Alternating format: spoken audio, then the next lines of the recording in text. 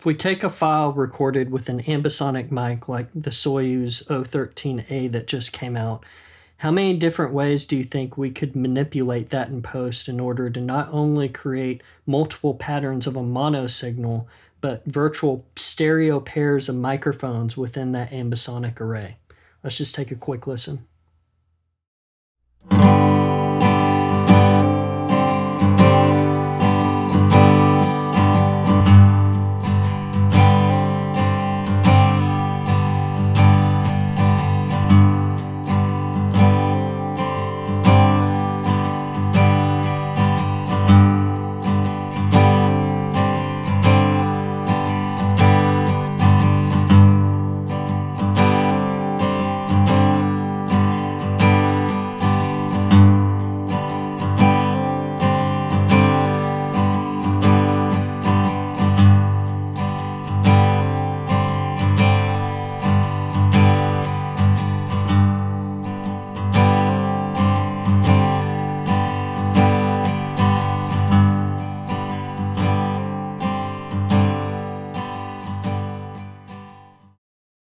As you heard in those clips, I was able to take the ambisonic mic down to a mono signal and actually manipulate multiple polar patterns of that mono signal, as well as take it into stereo and show you the ambisonic decode down to stereo, as well as decoding the ambisonic signal down to like a virtual pair of microphones and then changing the patterns in those as well to go from like a cardioid XY pair all the way to a pair in figure 8 that are more of a Blumlein configuration.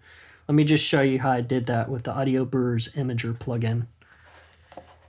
Here's the Imager plugin. If you look at the visualization area, this is a pretty good visualization of what Ambisonics is more or less when you think of it as a configuration of virtual microphones in different polar patterns. And if we look down in the spatial controls, this is what we'll focus on for doing this video. You've got the middle, which is more or less omni, that represents the whole microphone. When I decoded that down to one single mono omni mic, we were only listening to the middle signal. And then you've got your sides, which are the left, right. And if you think of this more as a more complicated version of a mid-side recording process, you've got your mid microphone kind of looking at front and back if you want to think of that as either figure 8 or pushing it more in a cardioid direction to be a cardioid version of the mid mic in a mid-side array. For your left-right, that would be your side mic that's in figure 8 with the null pointed towards the source. Then you've got the front back, which again, that would be your front and a mid-side configuration. And finally, you've got a control for top bottom, which I believe is omni as well, that will actually let you pick up the top and the bottom and add that information in as well. For this video, I'm going to have the top bottom muted for the most part. Now with the spatial controls, the cool thing that you can do is you can come in here and you can actually isolate different parts of the spatiality of that ambisonic signal. So let's start by turning on the middle. Right now, if I play that back for you,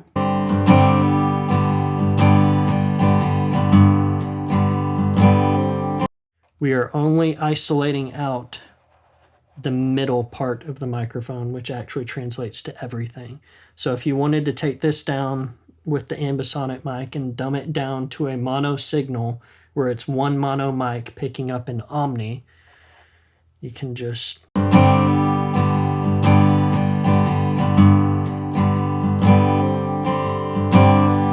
now, that's how we would do omni. If we wanted to then go to a figure 8 pattern, we would turn that off and we'd go over to the front back. Now we've isolated just the front and back signal, which translates to front and back in figure 8. So let's take a listen to that.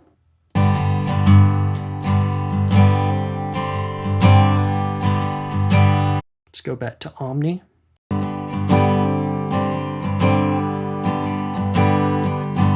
Now there is a bit of a level difference. Let's do front back again.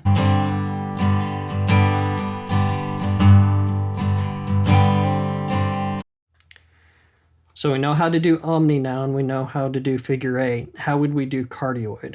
Well, simplified, cardioid is actually a combination of omni and figure eight. I did a review of the Vanguard V44 stereo mic a long time ago, and it's a large cap stereo mic where you've got two capsules on top of each other, and you can rotate the top capsule to get different configurations, and they're multi-pattern as well. One of the things that I did in that video that I thought was really cool was you can take both the capsules and have them facing forward. You can put one of the capsules in omni, so it's picking up everything, and then one of the capsules in figure eight. And if you record those in separately in your DAW, and you take the figure eight capsule and you start adding in omni, as you add in omni, it starts to gradually morph that combined polar pattern into cardioid. So the same thing would apply with this. If we wanted cardioid, we would combine the middle and the front back.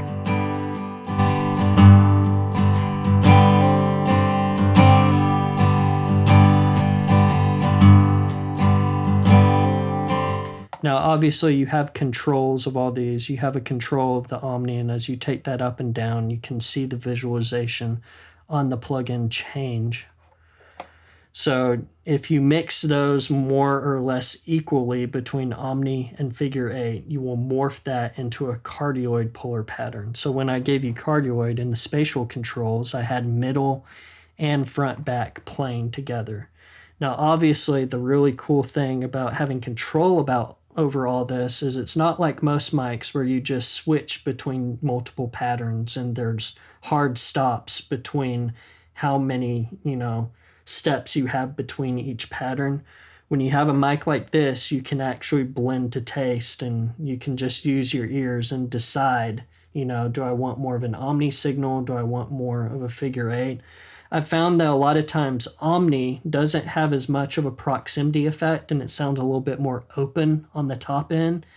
Figure eight is a little different. It has more of a proximity effect, and it tends to be a little darker. So not only do you have control over manipulating the two patterns and being able to blend and create a custom blend between omni and figure eight and blending into cardioid, can think of it as a tonal option as well, where you're taking a more figure eight signal that's a little bit darker on top and with a lot of proximity effect, and adding in omni, which doesn't have as much of a proximity effect, and a more open top end. Lots of tonal options between those two. So that is how you would get omni, figure eight, and then blend into cardioid if you're treating the Ambisonic mic as a mono signal. Let's go back and let's just listen to a clip of the different mono configurations back to back.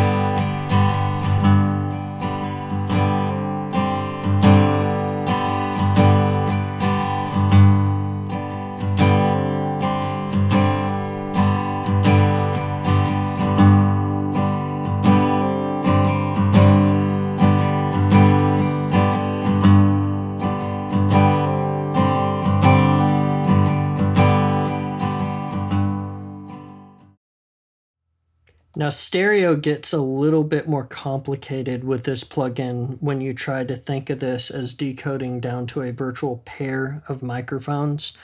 I'm not going to touch too much on that in this video because I'm not sure if I'm getting all this technically correct. And to be perfectly fair, I don't think Audio Brewers really intended for the plugin to be used this way. the beauty of this plugin is more how you can manipulate the ambisonic mic as a full ambisonic signal and really do some cool things. I'm just using this in a different way than it was really intended. So just to touch on stereo lightly, if we take a look right now, I've turned the Omni signal down all the way so that we can look at this as 2 figure 8 microphones. And if you look at the array, you've got your front, back, and your side. Now, if we wanted to do more of an MS configuration in stereo, you would start manipulating in this depth control. You would start manipulating that mid signal into more of a cardioid pattern. You can see it shift from figure 8 into more of a cardioid heart signal. Now, as you see it get bigger, that also represents that the virtual mic is getting louder. So you might want to compensate a little bit. Now on your width, it's the same thing. You can actually control the volume and the size of your sides if you wanted to do MS. So that's more or less how you would set it up to do MS if your mid mic was a cardioid pattern. Now I know some people do MS with the mid mic as a figure 8. You can do that as well. You just adjust the depth control so that it shifts more to a figure 8. And you've got a lot of control on how you can manipulate that as a mid-side signal. Now let's look at this as a virtual stereo pair of microphones. If we take that back up to 0, when you're looking at the 2 mics in standard right now, they're both in figure 8 and they're both kind of faced off to the left side. When you've got 2 stereo mics in figure 8 like that, that's Blumlein. What you'd have to do now, once you have the 2 mics, your 2 virtual stereo pairs configured in figure 8 to do Blumlein, they're shifted off and looking to the left a little bit. You would come down here to your spatial controls and you'd actually start shifting how those microphones sounded. Now, I was not able to get it to work the way I wanted because, again, at this point, I'm starting to use this plugin in a way it wasn't really intended to be used. I actually took another one of the Audio Brewers plugins that's fully ambisonic that lets you rotate the microphone around. When I was trying to do Blumlein, I actually put one of those Audio Brewer plugins in before this Imager plugin so that I could shift the mic more towards center once I configured it that way. And that's how I got the Blumlein configuration. Now for XY, that was a little bit more straightforward. All I had to do was take the side one and shift that more towards a cardioid pattern and turn the level way down. And same with the other one. I shifted that into a cardioid pattern as well and then took that down. Now same thing. Now we've got 2 virtual microphones in cardioid and they're kind of shifted over the other way. I believe in this configuration with both of them in cardioid, I was actually able to shift the image and the spatial controls over here and get them to shift more centered so it sounded normal. I don't think I had to use the external Audio Brewers Imager plugin to do that before it hit the Imager. And that's how I got the XY configuration. Now, obviously, if you use this plugin as it was actually intended to be used, and you actually take the ambisonic signal as a full ambisonic signal and start to manipulate it, there are so many cool ways that you can kind of mold that ambisonic signal. One of the really cool options that Audio Brewers has added is this buoy. I think I'm pronouncing that correctly, buoy. This is actually kind of, when it's an ambisonic signal, you're actually able to kind of do some pseudo-acoustic stuff to make it feel bigger than it is. Another cool thing that you can do with this plugin is you can actually run mono sources into it, one single mic, and actually stereoize it somewhat, and that buoy control will let you do that as well. It'll take a mono signal and spread it out. So if you need a mono signal to sound a little bit bigger in stereo, you can decode down to stereo. You can also take mono signals and put them into a full ambisonic field and make them feel bigger, which would be great another option for making mono sources sound bigger when you're going into like surround sound formats like Dolby Atmos. I think that's a pretty good overview. Let's just go ahead and end the video. I'll go back and do a montage of the stereo signals, and you can hear those back to back with the ambisonic signal. And I think the one other thing I did was I just took the ambisonic signal and manipulated it in a cool way to kind of come out with super ambisonic signal. You know, it sounds a little bit bigger than just the straight ambisonic to stereo decode. So let's just take a listen to those.